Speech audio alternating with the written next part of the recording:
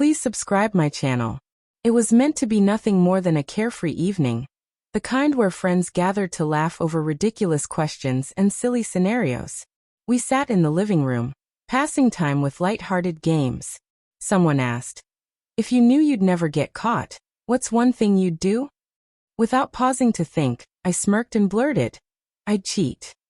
The room erupted in laughter, everyone assuming it was just another throwaway joke tossed into the fun. But what none of them noticed was Daniel, my husband, standing in the doorway holding 2 cups of coffee.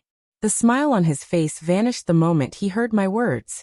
He stayed frozen there for a second before quietly walking back in. He didn't say anything, but I noticed how different he seemed, quieter, withdrawn. I thought maybe he was just tired from work. The night carried on as if nothing had happened, but for him, everything had already changed. When our friends left, he didn't start a conversation or even give me the chance to explain. He simply wished me good night, switched off the lights, and went to bed. I brushed it off, telling myself it hadn't been that serious. After all, Daniel knew me better than anyone else. Didn't he? The next morning, I walked into the kitchen expecting breakfast with him, maybe a kiss on the cheek, but instead there was only silence. On the table, by my coffee cup, lay a folded envelope. At first, I assumed it was a sweet note, maybe something for work. But as soon as I opened it, my heart sank.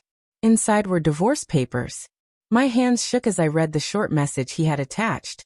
"If cheating is something you can laugh about, then it's something you've thought about. I deserve honesty, not ridicule." My chest tightened. I rushed to his office in panic, clutching the papers, desperate to explain. When I finally saw him, he was calm, too calm. "Daniel, it was just a joke," I pleaded through tears. Everyone laughed. "You know me better than that." He looked at me with eyes full of sadness rather than anger. "A joke reveals a thought, Emily," he said quietly. "Maybe you didn't mean it, but of all the things you could have said, that's what came out. That means something." His voice wasn't raised, it was broken. Those words echoed inside me long after I left his office. I spent the following days trying to reach him, calls, texts, even showing up at his parents' house. But it was clear. He had already moved out of our home. His belongings disappeared one by one until the place felt unbearably empty. He never blocked me, but his silence spoke louder than any fight we had ever endured. Friends told me to give him time, that maybe he'd come around, but instead of softening, the space between us only grew heavier. I replayed that night again and again in my mind, wishing I could go back and bite my tongue. I had never once thought of cheating, but Daniel had always carried deep scars about loyalty. His father had been cheated on, and I had seen how much it shaped his outlook. That single careless joke had cut into an old wound I hadn't realized was still raw. Weeks passed. The home we had built together became a shell, stripped of his presence. One afternoon, while sorting through my things, I found a letter Daniel had written before our wedding. In it, he promised never to let me doubt his love, and all he asked in return was respect and honesty. Reading it now made my chest ache. My words that night had betrayed both. Eventually, I sat down and poured my heart into a letter for him. Not a plea for forgiveness, but an honest attempt to explain. I wrote about how much I respected his integrity, how I never intended to hurt him, and how that reckless joke had been the worst mistake of my life. I gave the letter to his sister, hoping one day he would read it. Weeks later, a message arrived from Daniel. It was short. "I read your letter. I believe you didn't mean it, but I can't unhear what I heard. I need to protect my peace." It was his farewell and I knew it. I cried for hours, realizing that sometimes love doesn't die because of betrayal. It dies because of misunderstanding. Months went by.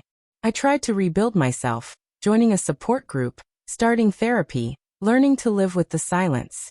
Slowly, I understood how fragile trust could be, and how even a single careless word could shake the foundation of years. Daniel's absence taught me lessons his presence never could. One evening, walking home from work, I saw him across the street. He looked well, lighter, almost free. For a moment, our eyes met. He gave me a small nod, a quiet acknowledgement of everything we had once shared. I wanted to run to him, to tell him I still loved him, but I knew that wasn't my place anymore. Sometimes I still think about that night, How laughter twisted into regret. I've learned now to weigh every word, to understand that even jokes carry weight. Daniel used to say, words can't be taken back, they can only be remembered differently. At last, I understand what he meant. I don't make light of loyalty, love, or trust anymore. Those things are sacred. Maybe one day Daniel will forgive me completely. Maybe he never will. Either way, I've made peace with the truth. Some mistakes cannot be undone, only learned from. Our story ended, but I'll always carry its lesson. That one careless word can cost you the person who loved you most.